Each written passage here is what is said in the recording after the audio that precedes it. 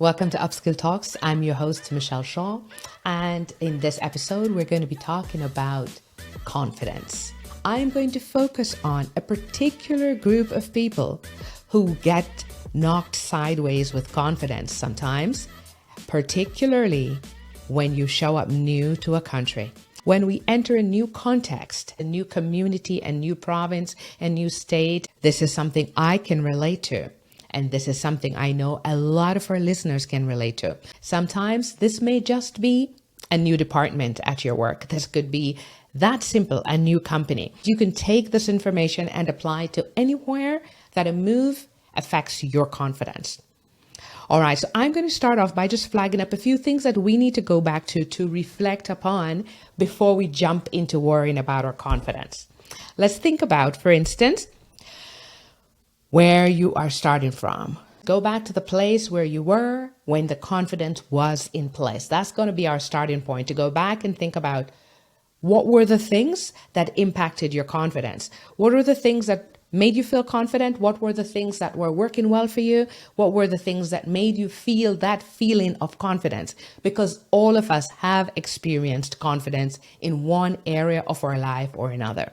So go back to that area, that place, that role, that country. Go back, roll yourself back and think about, what was it that made me have that feeling of confidence? Start from there, make a note of that, because we're going to need to go back and borrow that feeling to rebuild our confidence in the new place. So that's number one. The next thing that I want you to think about is, why are you in this new place? Because sometimes we get so caught up with what we're doing on a daily basis, we forget why we're here. So go back and think about, you made a shift from point A to B. Why did you make that shift? Why are you here? Whether that's I'm running for my life, it's for safety, it's for promotion, it's for better health, for better well-being, for better career opportunities, for better business prospects, for my family, to be closer to friends, because this is where opportunities are. Whatever the reason is, go back and make sure that you get clear on why you are here, why you made that move, why you shifted places. These are two key things that I want us to think about. I want you to go back and think where you were before. What were the skills? What were the experiences? What was that knowledge that made you confident? What did you bring to the table there that made you super confident? Particularly, I want you to think about the skills you had that made you confident. I had a client who always told me that he was very funny in his country, his home country. And then he migrated to Canada and he realized that none of his jokes landed as funny here. They were mostly offensive. And so that really impacted his confidence, because he enjoys being funny, but he can't share any of his jokes. So he had to go back to recreate that sense of feeling funny, applying the standards and accepted behaviors and language in the new context. So it's really important for you to identify what is happening with you, why that shift has happened in your confidence. You have to be honest with it, like this person was. My jokes were funny where I'm coming from. Here, they offend people. I can't use them. Know what your jokes, know what it was that made you feel confident. He was confident because he was funny and people enjoyed his company and he made people laugh. He wants to do that here, but he's not translating. What is the thing that's shifting your confidence? Let's start thinking about that. The other thing that I want you to do is to think about why you were invited to, why you were chosen to, why that shift happened for you. Why were you successful in making the shift? Whether if it's immigration, why did the country ask for new immigrants? What category did you come in? If you came as a student, it means they wanted people like you to come and study here. If you came to work, it means they wanted your skills and talent here. If you came as an expert, they wanted your knowledge here. If you moved from one department to the other, they wanted your skills there. If you moved from one province to the other, one state to the other, there was something about you that made you suitable to make that transition. I want you to think about what that was. These are going to be keys for you to go back and restore your confidence and not feel like you don't belong in this new place and can't find your foot to stand back up. All right, so let's think about experiences that you've had that you know are unique.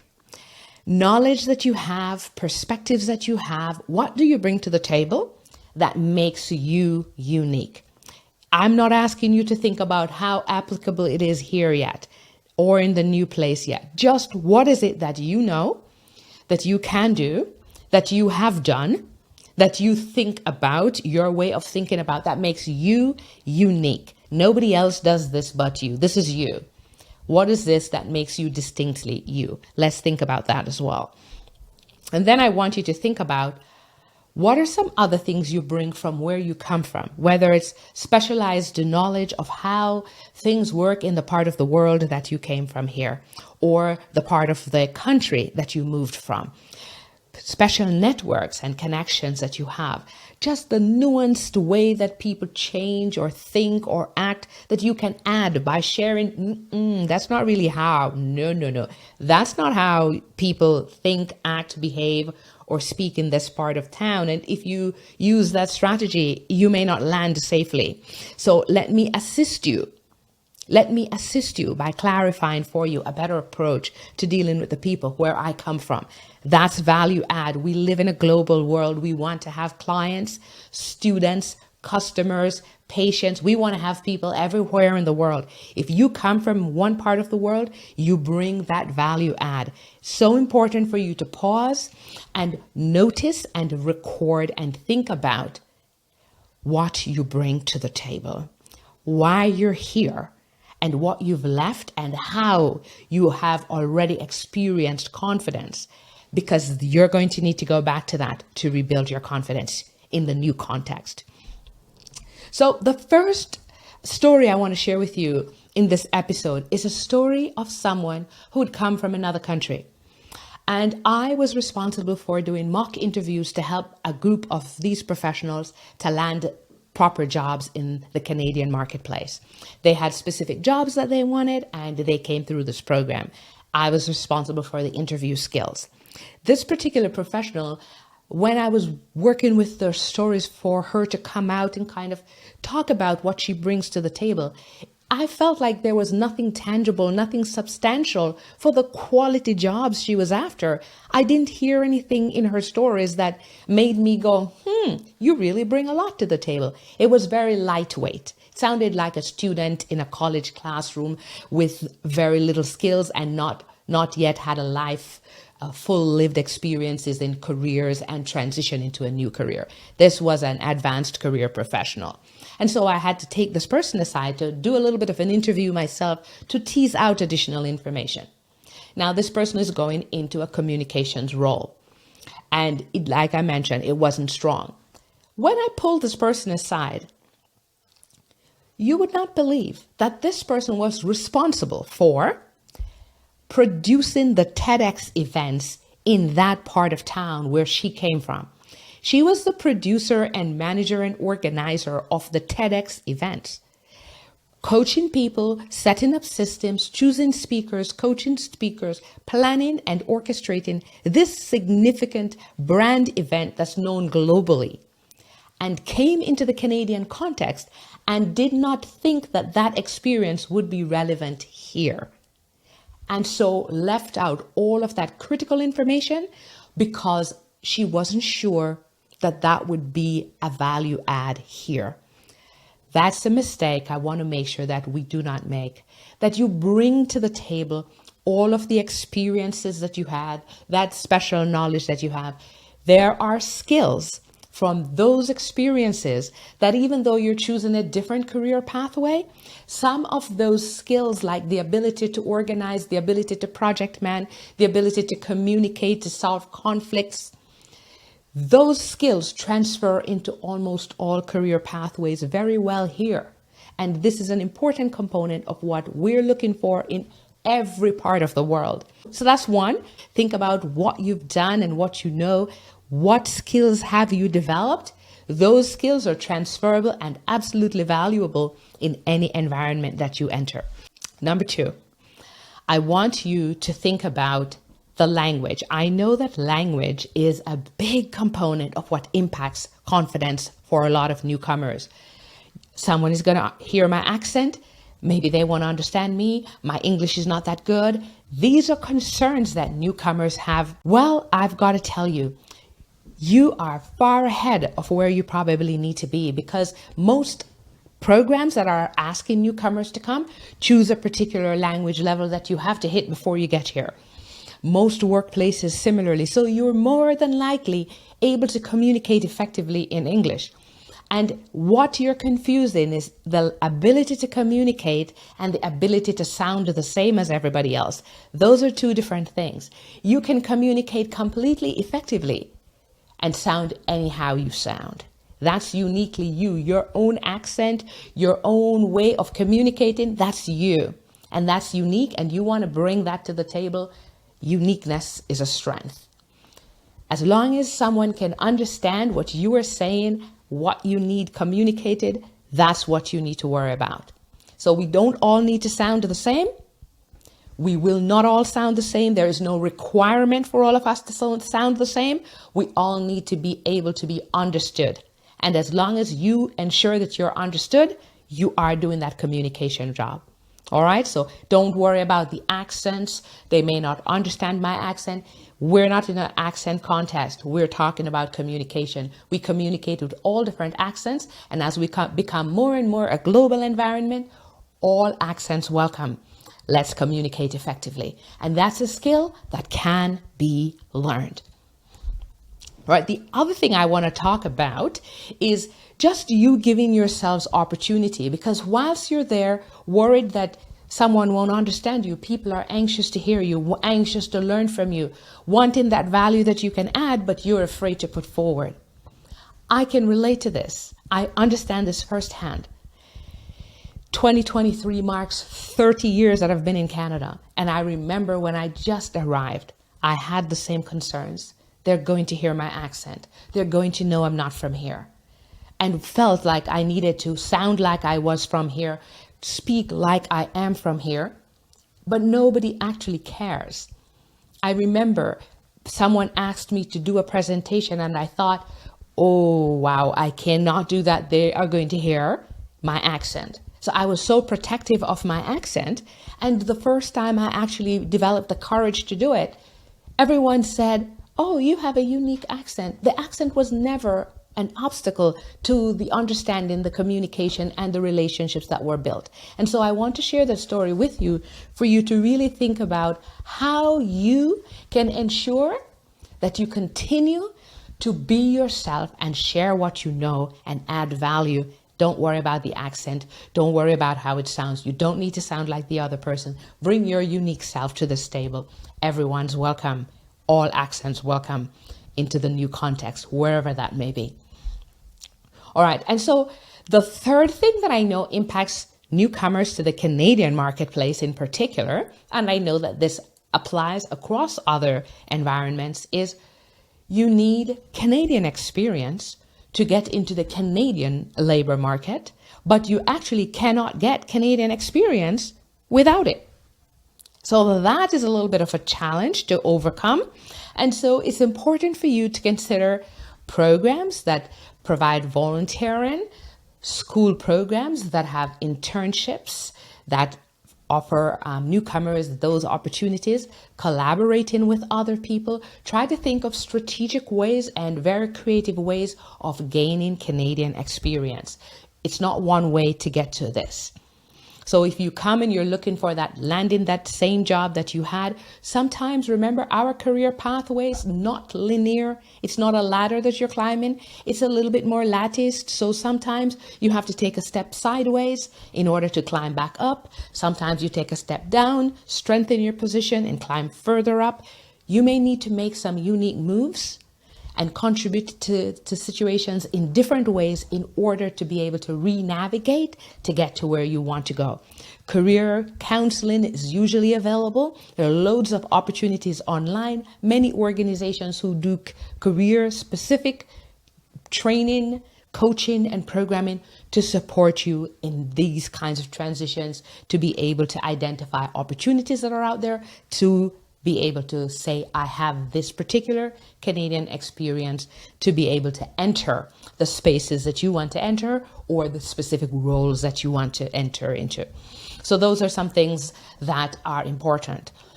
I want to also flag up that it's so important that we don't come as newcomers or us here who are here more established, that we all choose our silos, all the long-term immigrants in one place and the newcomers over the newcomers section, but that we find opportunities to collaborate. We find opportunities to support each other and learn from each other and leverage each other's skills.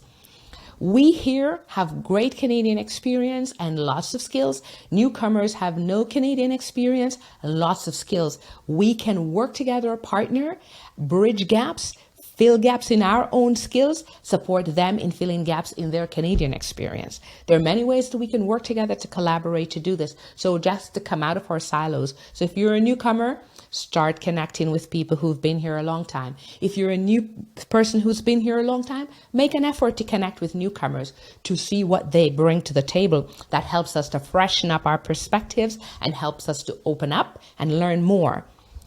We are growing a global economy and all of us are going to have to be on this journey.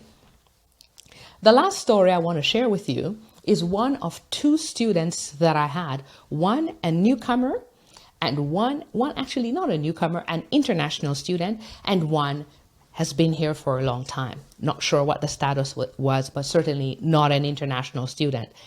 And they had to work in groups on projects. This particular two students connected and learned about a skill that one person had. The one student who was here in Canada was able to make these particular sweets and cookies. The other student has a marketplace back home that those clients and so on would be happy to buy this. Together, they formed the business and they started marketing those products while they were still in school. And today they run a multi-million-dollar business. They came, they saw what they had in each other, they saw the opportunities, and they leveraged those opportunities to connect, to close skill gaps through partnerships, and to leverage what two different worlds can bring together. Sometimes we focus more on the challenges of our situation than the opportunities. And when we focus on the challenges, the opportunities are right in front of us and we miss it. So I hope that we will take this opportunity in building our confidence to leverage what newcomers bring to our context, and for newcomers to leverage what long-term residents also add to this, and to partner to fill our skills gaps and identify opportunities that we can leverage together. In wrapping up this episode, I want to share a few things. And this applies to most of us. Go back and revisit the reason. What is the goal? Why are you here? What are you after?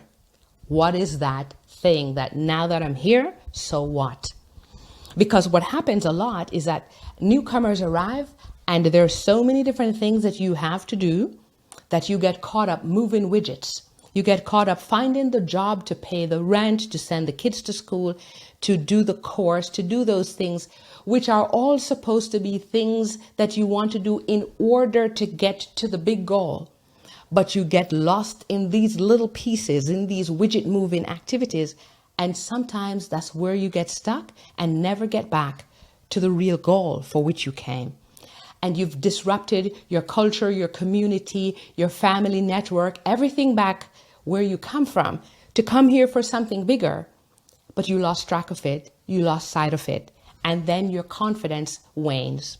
I want to encourage you to put big stickers in your house, make notes on your devices, make sure that everywhere you go, you are reminded of why you're here, what this move was about, whether it's a new department, a new country, a new province, state, whatever it is. When you've shifted and your confidence got knocked sideways, why was that shift?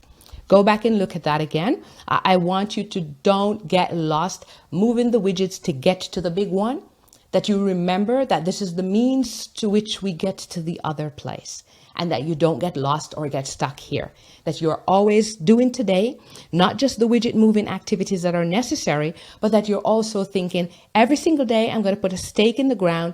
This is the one half an hour, 15 minutes that I dedicate to my longer term goal while I'm here moving these widgets to stay afloat. You have to also peg time for that bigger goal, or you will get lost here. And when you get up and look 10 years later, you haven't moved a step further. You got lost. Okay, so that's going to be very important. And I just want you to remember that you're going to pay a price, whether that's sacrificing time, finding the courage to get uncomfortable, to get out of your comfort zone, to go and meet new people to partner with, whether that's choosing not to speak your native language at home so that you are practicing the English, so that you have that English speaking skill that you need to navigate the environment, or if it's French or any other language that you need to use, Spanish, whatever it is. Very important for you to be thinking about what is the price that you're going to pay. Is it studying late at night? Is it, sacrificing how you're living now? What is the sacrifice that you're going to pay in order to get what you came for? It's not going to show up at your doorstep just because you've arrived here. There's going to have to be a process. In addition to moving these widgets, in addition to putting this little thing on the back burner or on the front burner to work towards, you have to think about the price that you're willing to pay to get to the big reason that you're here. And lastly, on an ongoing basis, always be thinking about all the things that you bring. Be looking out for opportunities to contribute what you can contribute. Never worry about the money. Never worry about those things. Worry only about what can I contribute in this environment. As you make more and more contributions to others, you're building up yourself. You're going to be known for the things that you continue to do. And if you continue on that, it will make it easier to get to those bigger goals. It will build your confidence. It will help other people to notice you, to notice what you bring to the table. They will authenticate you by these contributions that you're making, and so your confidence will grow. Go back again to episodes 66, 67, 68, and follow all the strategies that I offered to build your confidence. And then come back and remember why you're here, what you bring to the table, and that you would not be here if you were not chosen to be here, selected to be here, if you did not meet a standard to be here. And those are the reasons to pull yourself up. And don't get lost in the day-to-day. Remember, you're here for that bigger goal. And be patient, because that bigger goal is going to take time. That's it for this episode of UpSkill Talks. Thank you for listening. I'm Michel Shah.